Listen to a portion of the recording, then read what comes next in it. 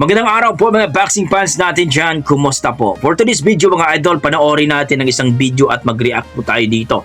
Ito yung video ni Big Bite Sports patungkol sa laban ni Manny Pacquiao versus Barrios mga idol nakarang linggo at controversial po ito. Majority draw ang laban mga idol at marami nagsasabi na namapya at panalo daw si Manny Pacquiao. Suspendido na daw ang judge mga idol at posibleng kasuhan o kakasuhan daw ng kampo ni Manny Pacquiao. So panoorin natin mga idol ang video.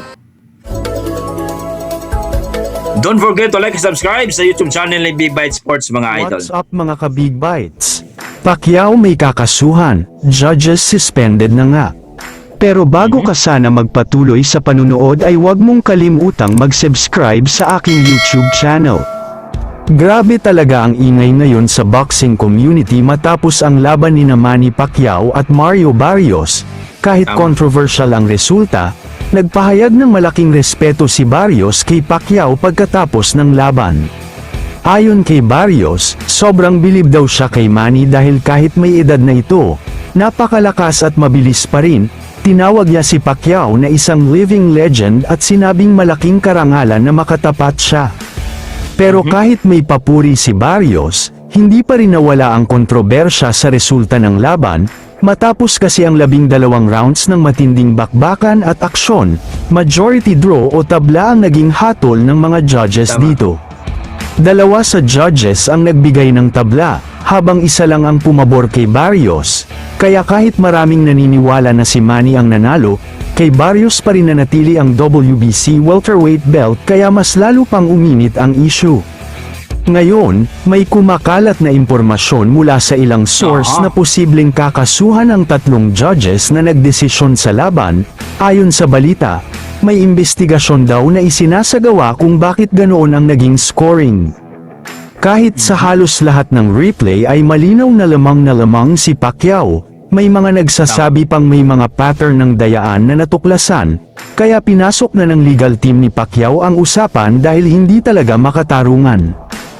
Ayon sa insider na malapit sa MGM Grand Arena, suspended na daw pansamantala ang tatlong judges habang iniimbestigahan ang kanilang naging scoring. Hindi pa official ang kung ano ang parusa pero posibleng big penalty ito.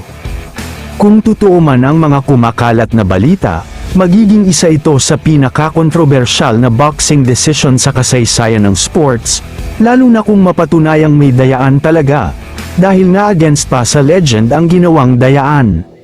Disappointed din daw si Manny Pacquiao dahil kahit siya mismo, naniniwala na panalo siya sa laban, ayon nga mismo sa kanya ay hindi siya makapaniwala sa nangyari lalo na't halos buong laban ay kontrolado talaga ni Pacquiao. Ngayon ay open daw ang pinto ni Pacquiao para sa rematch. Pero bago mangyari yan ay kailangang magkaroon muna ng linaw ang isyu ng dayaan, hindi daw papalampasin ng kampo ni Manny ang posibleng pangdaraya. So yun yung mga idol no, ito yung video ni idol nating Big Bites Sports. Supportahan po natin ang kanyang YouTube channel. Bisitahin nyo po, ilagay ko na po sa description ng kanyang link po idol. Grabe! Ito ay napakasakit po ito sa ating pambansang kamao no, na ninakawan ng panalo mga idol. Sa edad na 46 years old, deserve niya na manalo at kitang-kita sa buong mundo no, ang score na talagang lamang si Pacquiao. No. Talagang makikita natin yung laban na talagang itong si Barrios ay talo talaga. No? Pero champion itong si Barrios, gusto ng mga tao na mapatumba si Barrios. Pero alam naman natin na itong si Pacquiao, kitang-kita natin na dominante, no? Talo talaga si Barrios. Marami nagsasabi na mukhang nabayaran ng judge, marami nagsasabi din na mukhang sinadya kasi para magkakaroon ng rematch. So, ito nga mga idol, kung totoo man ito mga idol na talagang may kakasuhan itong kampo ni Pacquiao, itong legal team ni Pacquiao, dapat lang kasi hindi maganda ang ginawa nila, no? Mula pa kay Chip Horns, tapos ngayon na naman kay Barrios naman, at kitang-kita naman ng buong mundo na panalo si Manny Pacquiao mga idol, no? Kung totoo man ito, mas maganda talaga para matigil na rin yung dayaan talaga, kasi klarong-klaro naman talaga na si Manny Pacquiao ang nanalo sa laban, hindi si Barrios, no? Alam ng buong mundo yan alam ng buong mga boxing fans natin, lalong-lalo yung mga malupit ng boksingero.